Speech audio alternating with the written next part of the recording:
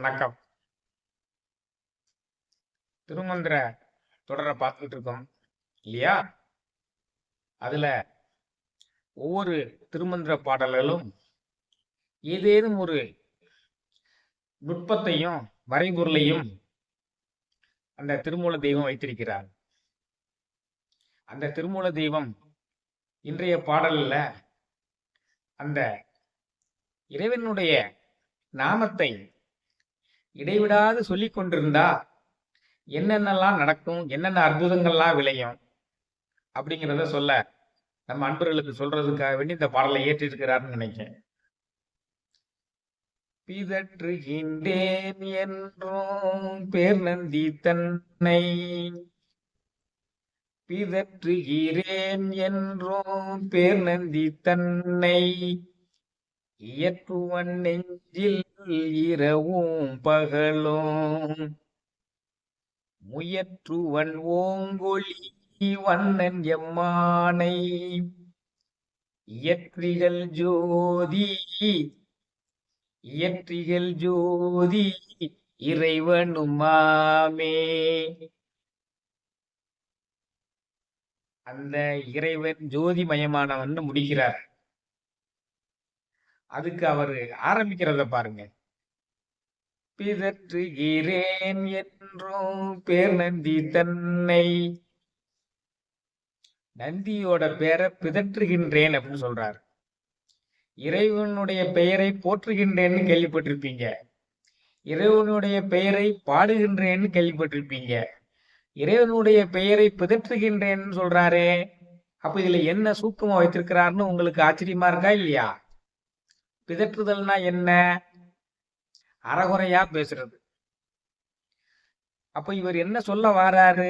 பிதற்றுகிறேன் என்றும் பேர் நந்தி தன்னை, இறைவனுடைய பெயரை அரைகுறையா சொல்லக்கூடியவரா?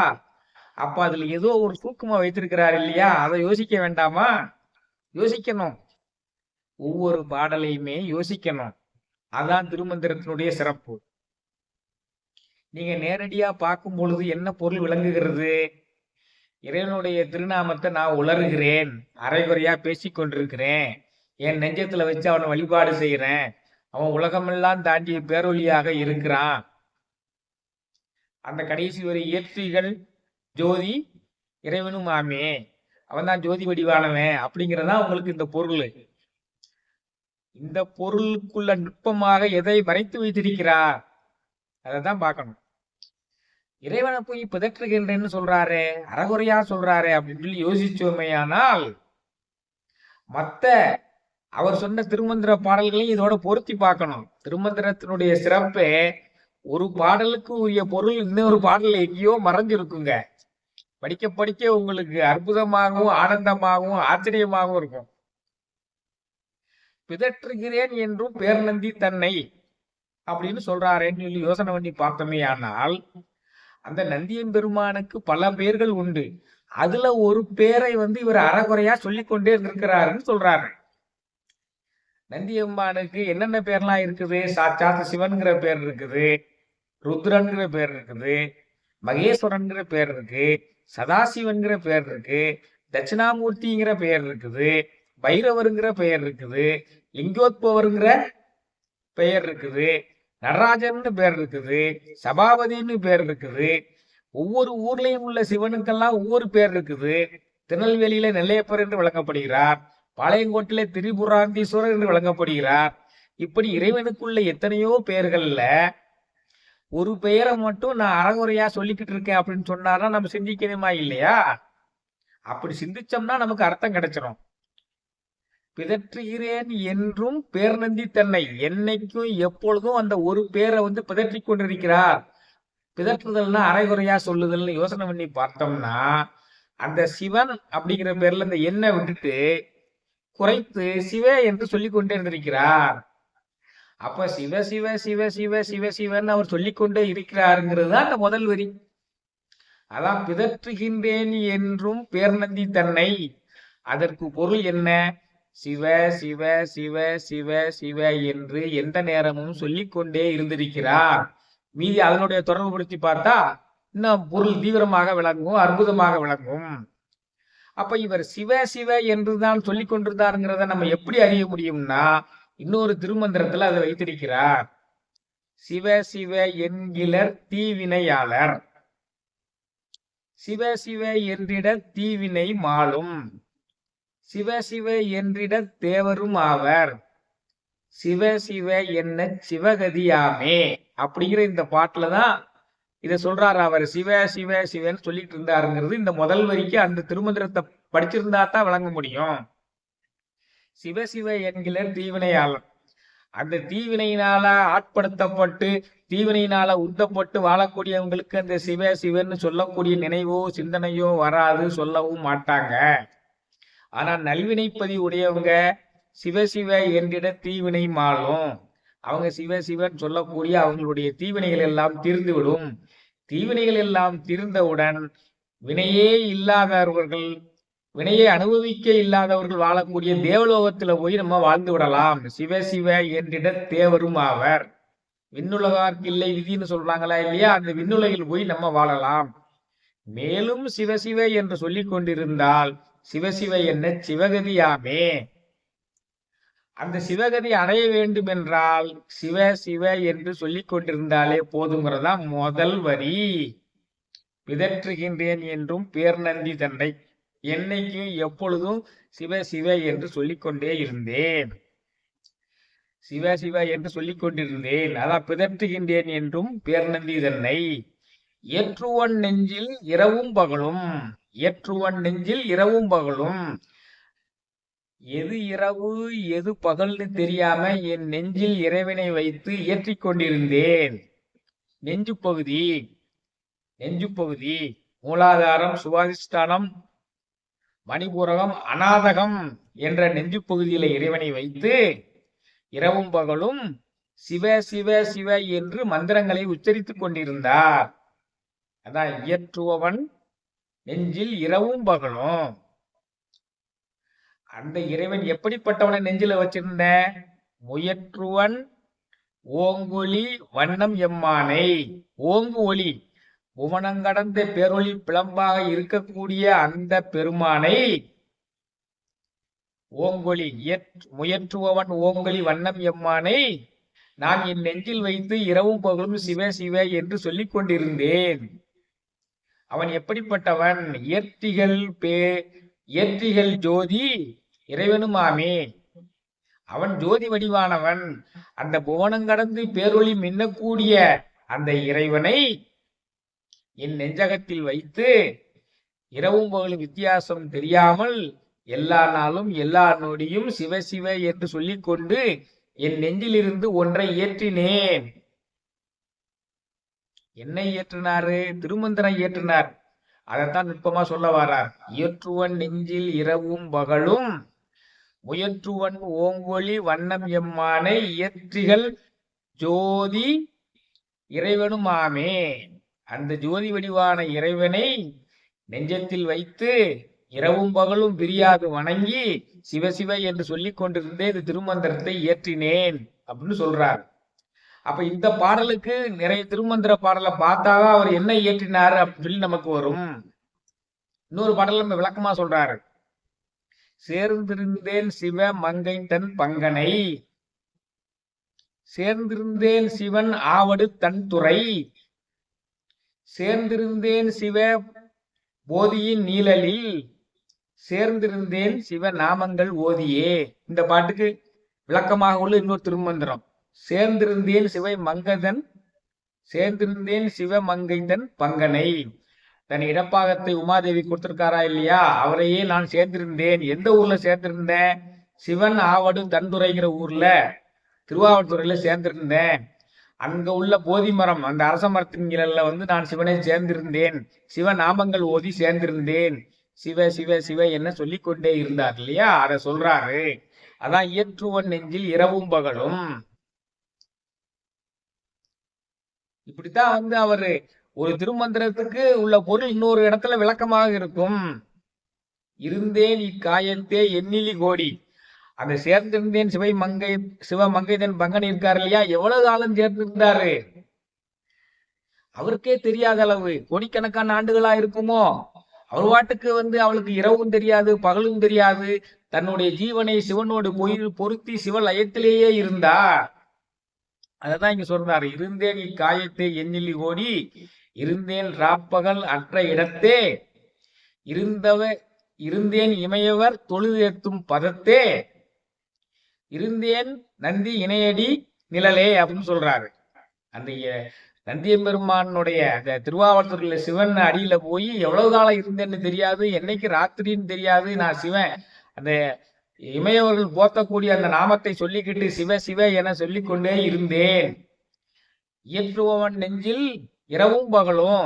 அப்படி இரவும் பகலும் சிவன் நாமங்களை சொல்லி சிவலயத்தோடு ஒன்றி இருக்கும் பொழுதுதான் இந்த திருமந்திரத்தை ஏற்றி இருக்கிறார். திருமந்திரத்தை ஏற்றி இருக்கிறார். அதைத்தான் இங்க சொல்ல வர்றார்.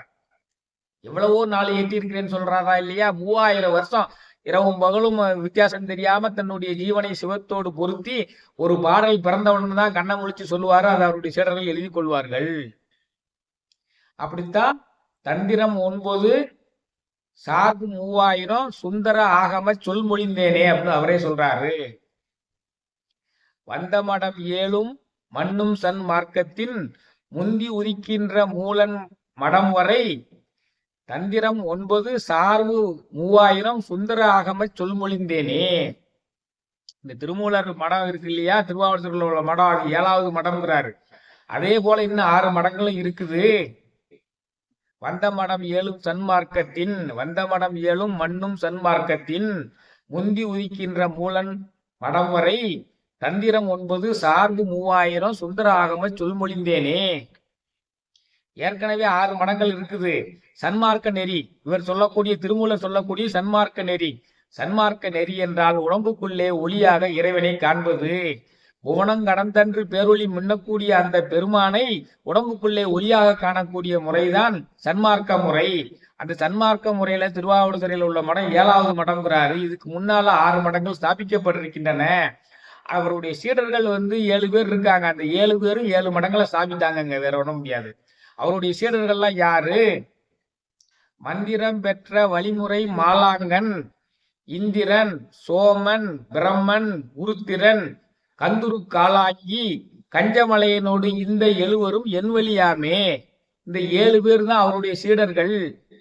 வழிமுறை மாலாங்கன், இந்திரன், சோமன், பிரம்மன், உருத்திரன், காலாங்கி, கஞ்சமலையன், இந்த 7 பேரும் அவருடைய சீடர்கள். 7 இடங்கள்ல இந்த திருமூலரனுடைய சன்மார்க்க நெறியை உணர்த்துவதற்கு மடங்களை ஸ்தாபித்தார்கள். அதுல ஒரு மடம் தான் திருவாவடுதுறை மடம். வாய்ப்பு இருக்கக்கூடியவர்கள் திருவாவடுதுறை மடத்துக்கு போய் பாருங்க. என்னுடைய நண்பர் ஒருவர் ஒரு 6-7 வருடங்களுக்கு முன்னால அழைத்து சென்றார். அந்த திருமூலரனுடைய அருளை பெற வேண்டும் என்பது எனக்கு இருந்திருக்கிறதோ என்னமோ, என்னுடைய நண்பர் ஒருவர், அவரும் திருமந்திர தொடர்ந்து பார்த்து கொண்டிருப்பார். என்னை கொண்டு போய் கும்பகோணத்தில் தங்க வைத்து அங்க உள்ள நவ கிரகங்களுடைய பரிகார ஸ்தலங்கள் பூராம இருக்குது. சூரியன், சந்திரன், செவ்வாய், புதன், வியாழன், வெள்ளி எல்லாத்துக்குமே ராகு ஸ்தலங்கள் முதற்கொண்டு நவ கிரகங்களுக்கும் உள்ள தலங்களுக்கும் கூட்டி சென்று கடைசியாக திருவாவடுதுறைக்கும் அழைத்து சென்று அந்த திருவாவடுதுறையில் உள்ள திருவாவடுதுறை அந்த ஆதீனத்துக்கெல்லாம் அழைத்து கொண்டு சுற்றி கொண்டு காண்பித்தார். அந்த திருமூலர் தவம் செய்த இடத்தை காண்பித்தார். திருமூலர் அந்த சாத்தனூர்ல கூடு விட்டு கூடு வாய்ந்தார் இல்லையா, சுந்தரநாதரா என்று திருமூலர் அந்த இடத்தையும் காண்பித்தார். அற்புதமான அனுபவமாக இருந்தது. ஆக இந்த வாய்ப்பு கிடைத்தவர்கள் அனைவருமே இதை சென்று பாருங்கள். அதற்காகத்தான் இதை சொல்கிறேன். அப்போ தந்திரம் 9 சார்பு 3000 சுந்தர ஆகம சொல்மொழிந்தேனே. அப்படித்தான் தன்னுடைய ஜீவனை சிவனோடு பொருத்தி சிவமங்கை தன் பாகனோடு சேர்ந்திருந்து இரவு பகல் வித்தியாசமாக தெரிந்திருந்து அந்த இறை உணர்வால் தோன்றக்கூடிய வார்த்தைகளை எல்லாம் இப்படி திருமந்திர பாடலாக மாற்றி ஆண்டுக்கு ஒரு முறை அருளி இருக்கிறார். இயற்றுவன் நெஞ்சில் இரவும் பகலும். அதைத்தான் இங்க சொல்ல வாரார். இந்த பாடல்ல இவ்வளவு நுட்பமான பொருள்கள் எல்லாம் வைத்திருக்கிறார். இவர் சன்மார்க்க நெறியை சார்ந்தவர். சர்புத்திர மார்க்கம், திருஞான சம்பந்தர் சர்புத்திர மார்க்கத்தை சார்ந்தவர். இறைவனை அப்பாவாக பாவித்து அவரிடம் அருளை வேண்டி நிற்பது.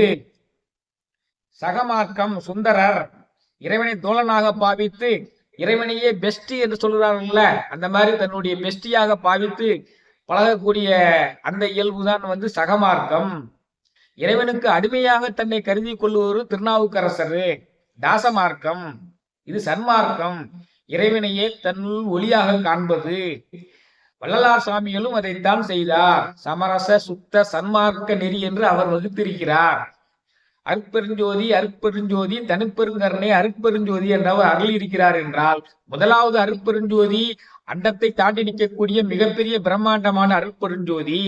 இரண்டாவது அருட்பெருஞ்சோதி நமது உள்ளத்துக்குள்ளே ஒளியாக இருக்கக்கூடிய அருட்பெருஞ்சோதி. அது தனிப்பெரும் கருணை உடையவர்களாக நாம் வாழ்ந்து வந்திருந்தால் நமக்கு சித்திக்கும் என்பதுதான் அவருடைய கருத்து. அது இறைவனுடைய கருணை இருந்தால்தான் அந்த ஜோதியை உணர முடியும். நாம் சுத்தமானவர்களாக இருந்தால்தான் அதை அறிய முடியும். கள்ளங்கவடம் மற்றவர்களாகவும் சூதுவாது இல்லாதவர்களாகவும் எல்லா உயிர்களையும் அன்பு செலுத்துபவர்களாகவும் எந்த உயிர்களுக்கும் தீங்கிழைக்காதவர்களாகவும் நம்முடைய உடம்புக்குள்ளே அந்த இறைவன் இருக்கிறான் இல்லையா, அப்ப அந்த உடம்பை சுத்தமாக வைத்துக் கொண்டிருப்பவர்களுக்கு தான் அது தெரியும். உடம்பினை முன்னம் இழுக்கென்று இருந்தேன், உடம்பினுக்கு உள்ளே உருவொருள் கண்டேன். உடம்பிலே உத்தமன் கோயில் கொண்டான் என்று உடம்பினை யானிருந்து ஓம்புகின்றேனே, அப்படி என்று உடம்பை சுத்தமாக வைத்திருக்க வேண்டும் என்று திருமூலர் சொல்லுகிறார். ஏன் சுத்தமாக வைத்திருக்க வேண்டும்? அங்குதான் இறைவன் ஒளியாக இருக்கிறான் என்றுதான் சுத்தமாக வைத்திருக்க வேண்டும்.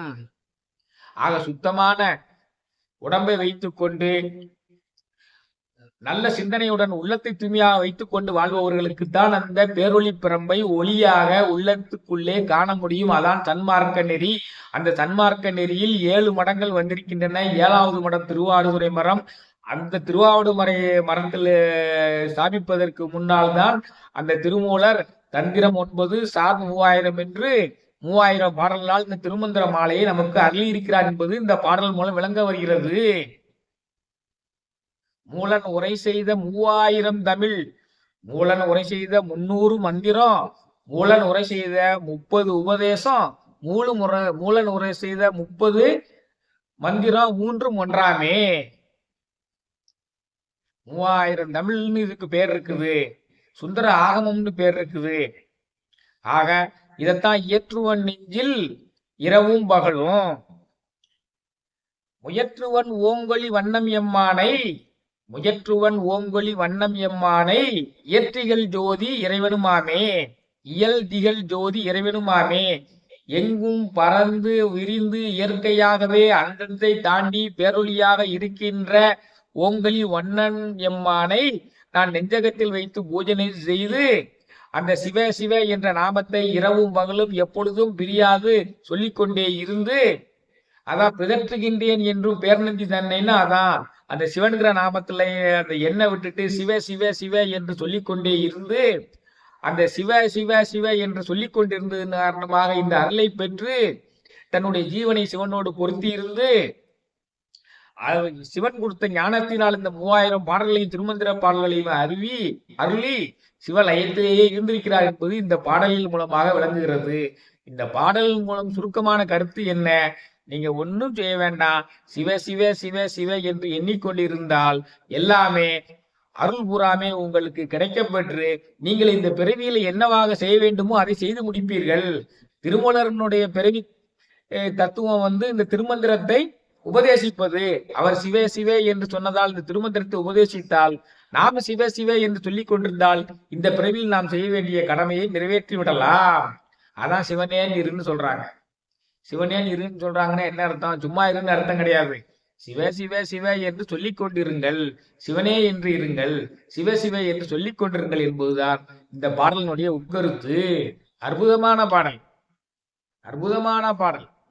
பிதற்றுகின்றேன் என்றும் பேர் நந்தி தன்னை இயற்றுவன் நெஞ்சில் இரவும் பகலும் முயற்றுவன் ஓங்கொலி வண்ணன் எம்மானை இகற்றியல் பேரொளி இகற்றியல் ஜோதி இறைவனுமாமே, இயற்றியல் ஜோதி இறைவனுமாமே.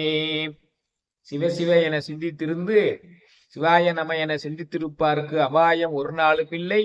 உபாயம் இதுவே மதியாகும், அல்லாத எல்லாம் விதியே மதியாய்விடும் என்று அவையும் இதை அருளியிருக்கிறார் என்பதை நினைவூட்டி சிவ சிவ என்று சொல்லிக் கொண்டிருந்து நாமும் சிவகதி அடைய முயற்சி செய்ய வேண்டும் என்பதை இந்த பாடலுடைய நுட்பமான கருத்து என்று சொல்லி இந்த உரையை இன்று நிறைவு செய்கிறேன். மீண்டும் மற்றொரு திருமந்திர பாடலுடன் உங்களை சந்திக்கிறேன். நன்றி, வணக்கம்.